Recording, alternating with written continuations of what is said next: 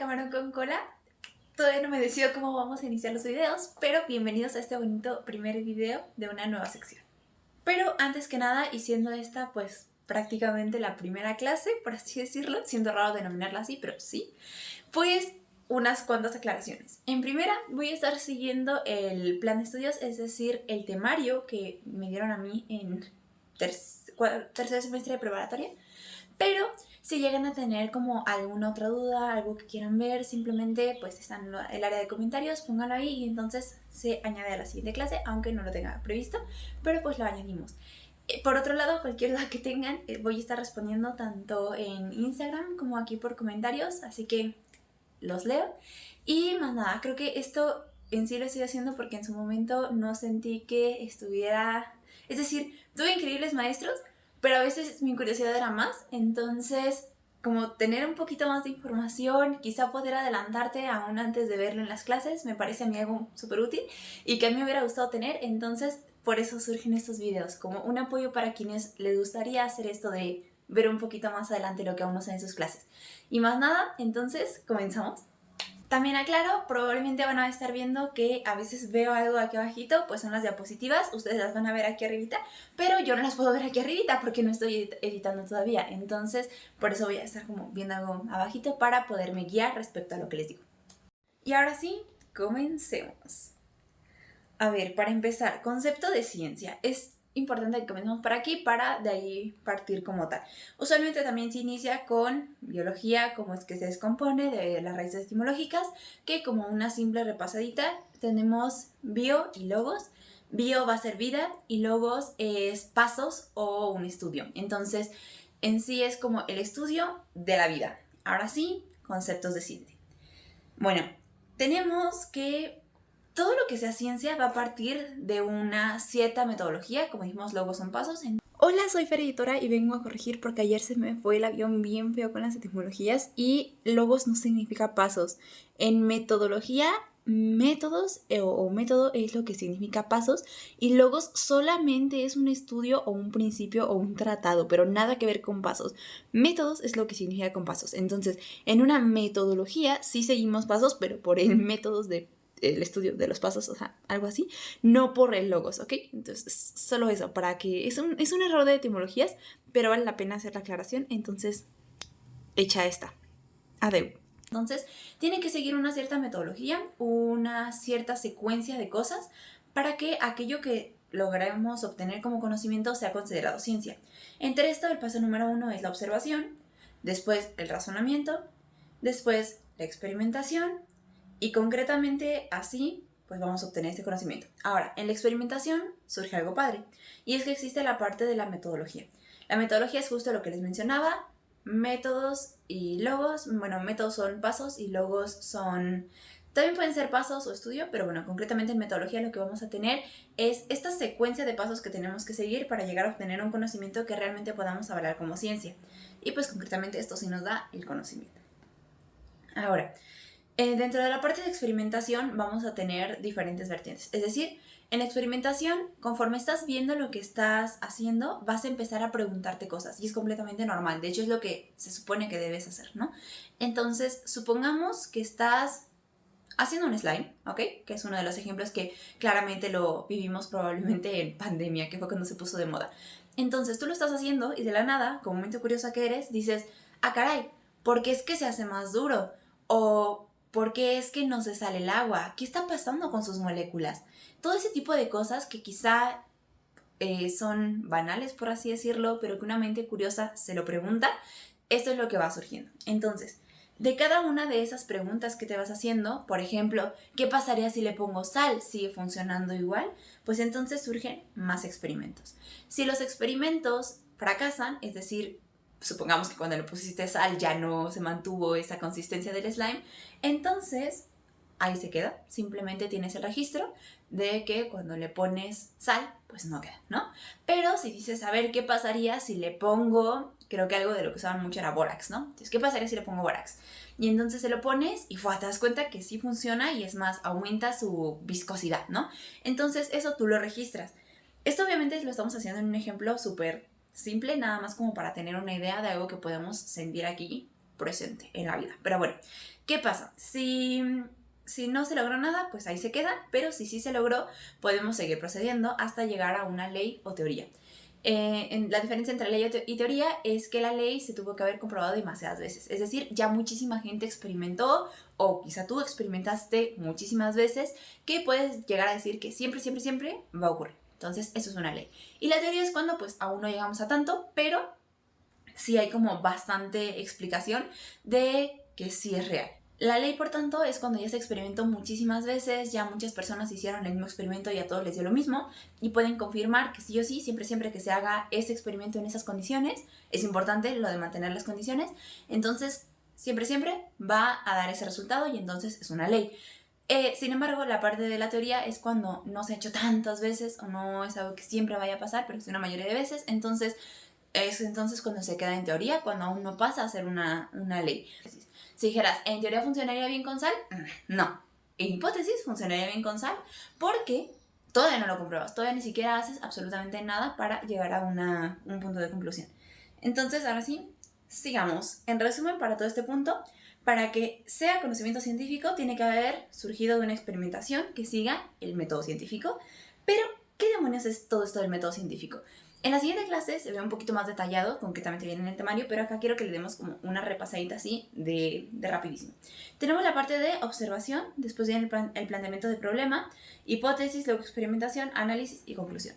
Pero vamos a hacerlo en algo que realmente estemos divisando, algo que se nos haga cercano. A ver, tenemos la parte de observación. Supongamos que tú ves, vamos a quedarnos con ese mismo experimento, tú ves el slime, ¿no? Y dices, ¿qué será lo que le está pasando? ¿Por qué tiene esas características?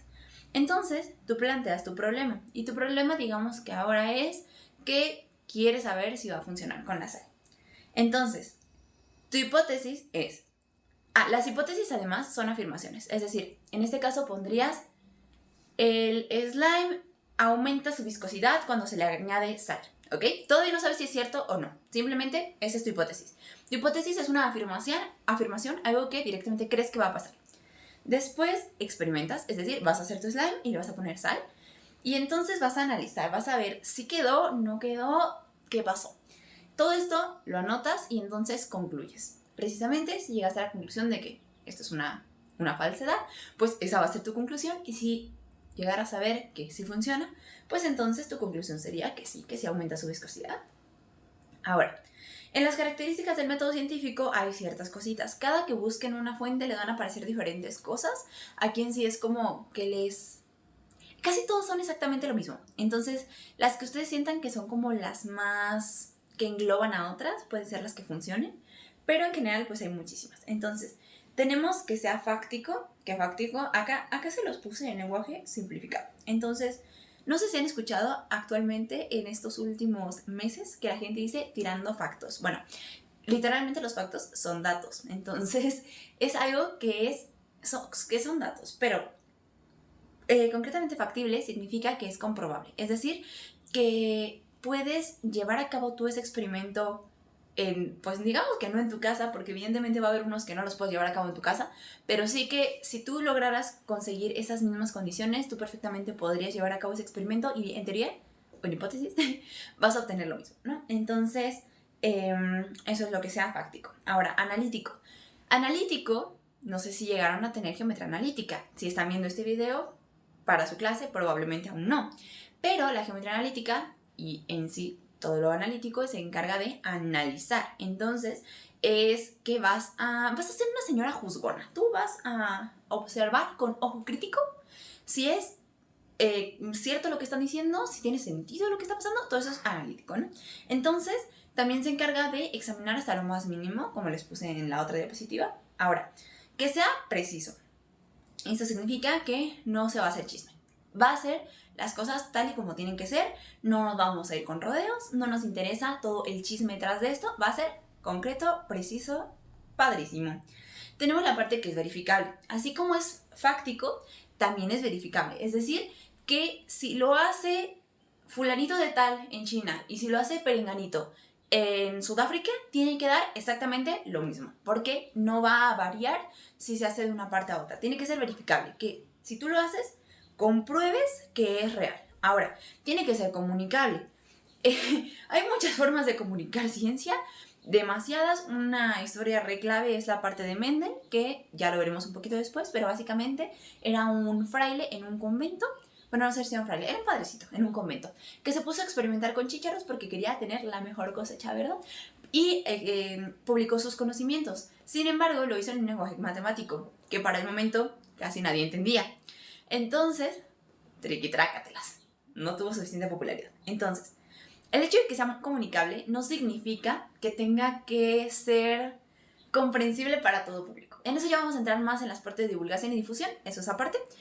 Simplemente que puedas comunicar, que no sea como de, ay, es que no sé cómo explicártelo, no sé cómo decírtelo. No, o sea, tienes que poder comunicarlo si es parte del conocimiento científico.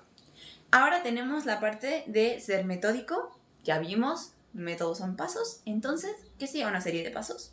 Concretamente, los del método científico. También, en paréntesis, lo del método científico se van a encontrar que según la fuente hay desde casi 20 pasos hasta 5 pasos. Entonces, bueno, va a variar muchísimo. Les digo, los que les puse son como los esenciales, por así decirlo, pero si los quieren desglosar en más, claro que se puede. Y pues si necesitan una guía como un poquito más cerrada, más fiel, más fácil de seguir, pues chance les sirve algo que tenga mucho más pasos para en caso de tener que aplicarlo, ¿no? Siguiendo con esto, es provisional, lo que significa, me encanta esto. El hecho de que sea provisional significa que si mañana un científico dice, hey, esto que tú dijiste no es real, acabo de comprobar que no es cierto, ni modo, ya, o sea, ya se te quitó esa parte de conocimiento científico que habías incluido y pasa la historia. No es como de, baboso, ya no se va a quedar. No, o sea, obvio no, pero sí va a pasar a la historia y simplemente pues ya no se va a estar confirmando. Ejemplito de ello tenemos a la generación espontánea, que durante mucho tiempo bastantes científicos, bueno, que en su momento no eran científicos, ¿no? Pero gente que hoy en día relacionamos con la ciencia, ejemplo, Descartes, decía en efecto, yo compruebo que la generación espontánea es 100% real, no fake. Y después llegó otra persona, llegó Antoine Lavoisier, me parece que fue.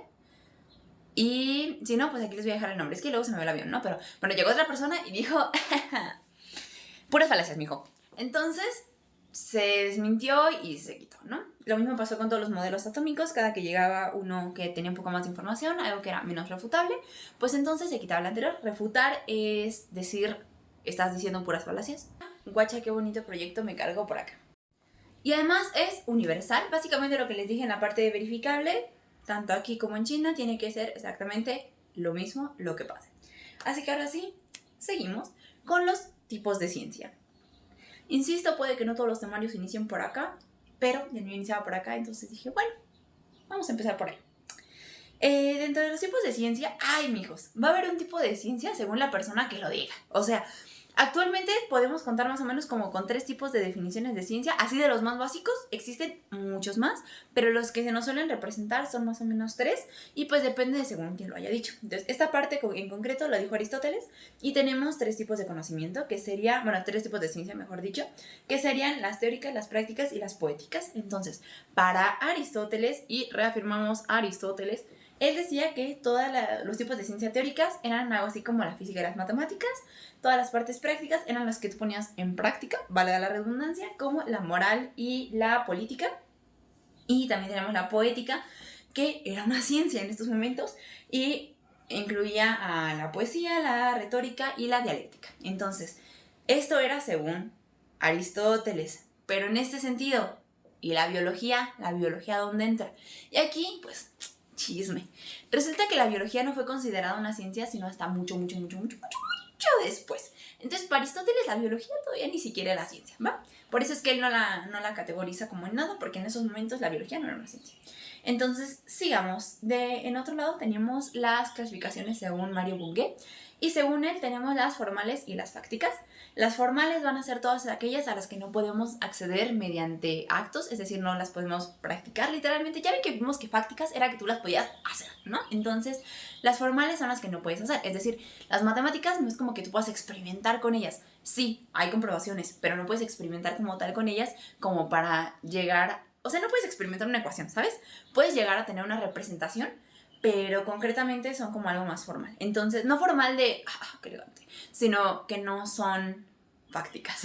Ay, lo sé, está horrible esta definición, pero espero que haya quedado un poco claro. Entre eso, pues según él, nada más las matemáticas son una ciencia formal.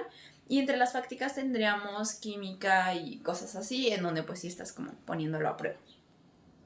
Entonces, miren, acá, ay, qué bendición, lo puse más definido. Entonces, las formales estudian ideas y esquemas racionales. Entonces, como les digo, teníamos las matemáticas y no solamente las matemáticas. Ojo ahí, tenemos también la lógica. Si llegaron a ver en lógica, si tienen el mismo temario que yo, habrá sido lógica 1. Entonces, si llegaron a ver en inicios de lógica todo lo que son las tablas de verdad, pues entran dentro de las ciencias formales, según Mario Bunge. Y en las ciencias prácticas, pues estudia información natural, como en la biología, la física, la química, pero también se puede ir a la parte cultural, en donde estudia la sociología y la economía. Es decir, tanto nos podemos ir a concretamente cómo suceden las cosas en la naturaleza, como nos podemos ir a cómo es la interacción entre algunas personas que viene estando en la parte de lo cultural, porque ya interviene el hombre, el humano en sí. Ahora, para pensar.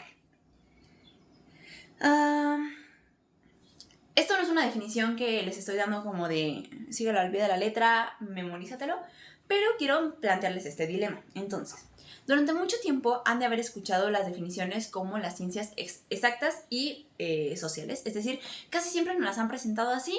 Yo recuerdo que cuando yo en la primaria era como de, ¿qué materias llevas? No, pues que las ciencias exactas y las sociales. ¿Y qué te gusta más? ¿De qué eres más? ¿De ciencias exactas o ciencias sociales? Entonces, ¿por qué actualmente hay personas que no comparten con este término? Básicamente, es como si dentro de la ciencia existiera un cierto tipo de clasismo, por así decirlo. No es clasismo, porque no es de clases, pero es un tipo de discriminación que hay de ciertas personas hacia todo lo que no se puede comprobar en números. Es decir, para esta parte, las exactas son como la física, las matemáticas, la química, y aquí me parece curioso, pero de hecho entra la biología, según algunas definiciones. Sin embargo, según esto, tienen que ser solamente aquellas que se pueden comprobar de forma casi que numérica. O sea que siempre va a dar lo mismo. Ahorita les explico por qué se me hace raro que engloben a la biología. Pero, del lado de las sociales, tenemos todo lo que son de personas. ¿Qué pasa con las personas que no repiten patrones? Es decir, cuando tú sumas 2 más 2, siempre te va a dar 4, ¿ok? Siempre. Pero, si tú siembras un árbol, no siempre va a crecer igual, ¿sabes? Entonces, por eso es que en la parte de la biología, pues está medio rarito, pero en la parte de las personas no siempre interactúan de la misma manera. Si bien sí hay patrones, no siempre son iguales. Entonces, para muchas personas, concretamente los ciencias exactas lovers, es como de, caray, ¿cómo vas a contemplar como ciencia algo que no es verificable, que no es repetible? Y es que pues hay diferentes tipos de ciencia y cada una tiene sus características y se adapta según lo que necesite. Entonces, por eso es que mucha gente dice como, no, todas las ciencias sociales no son ciencias, ¿no? Entonces, creo que esto es una información que es importante tener, pero también es importante como agarrarla con cuidado y plantearnos bien que, quizá hacernos un nuevo planteamiento de qué es realmente lo que hace una ciencia ser una ciencia. Todo lo que les dije del método científico es teoría, son cosas que tenemos presentes y tenemos que aprendernos, tenemos que estudiar, es parte de lo que viene en el temario. Sin embargo, creo que aquí viene bastante la parte del ojo crítico y ver realmente qué es lo que hace una ciencia, porque por ejemplo, la biología es una ciencia y muchos años no fue considerada así porque precisamente no era replicable. Cuando tú hacías que un árbol creciera, cada vez iba a crecer diferente. ¿Cómo repites ese experimento? No puedes. Tienes que sembrar otro árbol y verlo, pero va a ser diferente. Cuando tienes diferentes crías de, no sé, conejo, cada una se va a desarrollar de diferente manera. Eso es lo que durante muchos años la gente dijo, la biología no es una ciencia, porque no es replicable. No la puedes hacer que cada vez que la repliques dé lo mismo. O sea, sí es replicable, ¿no? Pero no siempre te va a dar lo mismo. Entonces, esto es lo que hizo que la biología durante muchos años no fuera ciencia. Por otra parte, por ejemplo, en la parte de la psicología también por años no fue considerada una ciencia, principalmente porque cómo ibas a poder estudiar algo que no estabas viendo, principalmente porque la psicología se empezó a volver, considerado un poco ciencia, no necesariamente con el estudio de cómo está tu cerebro, qué ocurre en tu cerebro cuando piensas, no, o sea, sino como por las actitudes y cosas así, ¿no? Entonces, durante muchos años también por esto, la psicología no fue considerada una ciencia, actualmente lo es, y por lo mismo siento que chance, y sería necesario volver a hacernos unas definiciones de qué es lo que realmente hace a una ciencia, ser una ciencia, y lo que no. No nos podemos quedar como con una simple definición de siempre, porque las cosas evolucionan y la mentalidad de la gente también evoluciona. Entonces, dentro de lo mismo, esta última parte de la clase ya está siendo como más extra, ¿saben? Más como de ponernos a pensar. Y tenemos la parte de qué onda con las matemáticas. A ver, las matemáticas, hay personas que dicen que son ciencia y hay personas que dicen que no son ciencia. Entonces, bueno, básicamente lo que ocurre con estas es que, como precisamente no son comprobables, sino que siempre va a ser lo mismo, hay gente que las relaciona más bien con la filosofía. Y por ejemplo, la filosofía dicen que no es una ciencia, sino que es la mamá de las ciencias. Las matemáticas sirven para básicamente regir muchísimas de las otras ciencias, para hacer modelos, para poder darle una representación a los fenómenos de forma literalmente matemática, vaya. O sea, sí, literalmente de una forma en la que lo podamos ver expresado y podamos llegar a un mismo lenguaje que compartan todas las ciencias, ¿ok? Sí, literalmente eso. Un mismo lenguaje, porque las matemáticas pues son un nuevo lenguaje, ¿no? Es un lenguaje matemático. Entonces, ¿son o no son? Va a depender mucho del autor. Hay muchísimas cosas dentro de la parte de la ciencia que desgraciadamente dependen del autor y dependen también pues de lo que la persona diga, ¿no? Va a haber matemáticos que digan sí, las matemáticas son una ciencia, y va a haber, usualmente no son matemáticos, de hecho va a haber personas de otras áreas que digan las matemáticas no son una ciencia, pero pues ya será mucho de lo que ustedes decidan pensar, es que decir creer, pero pues no es una creencia, pero es lo que ustedes decidan pensar según la diferente información que vayan consiguiendo y la idea que se generen propiamente. Entonces yo les doy las bases porque hay gente que las considera, porque hay gente que no, hay gente que las considera porque pues siguen siendo como comprobables de cierta forma, y hay gente que no porque las ve como algo que no, a lo que no podemos acceder, ¿no? O sea, no de forma directa, no de forma fáctica. Y más nada, pues eso sería todo por el día de hoy. No sé qué tanto duró la clase, creo que la edad fue bastante cortita. Yo creo que dura como unos 15 minutos. Fer Editora me dirá si sí o si nadota. Y yo espero pronto poderles traer como la otra clasecita.